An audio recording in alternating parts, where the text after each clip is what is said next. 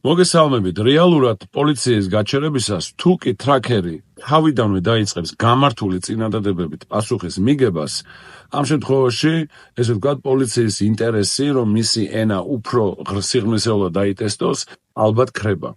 თუ კი გაინტერესებთ, თუ როგორ უნდა მიუგოთ პასუხები გამართულად, მთელი სიზუსტით, როგორც გრამატიკულად, ასევე ლექსიკურად, შეგიძლიათ დამიკავშირდეთ და მე მაქვს აბსოლუტურად განახლებული ვიდეო კრებული, რომელიც ამას შეგასწავლეთ ძალიან მარტივად. ამას გარდა მაქვს სრული ვერსია ინდიანას შტატში ჩატარებული პირველი დონის ინსპექციის გადაღეჭილი ვარიანტი ქართულ ინგლისურად, სადაც თითოეული ვიდეოს ბოლოს აგრეთვე მოცემული გახლავთ ის უცხო სიტყვები, რომელიც ვიდეოში არის თავად მოცემული.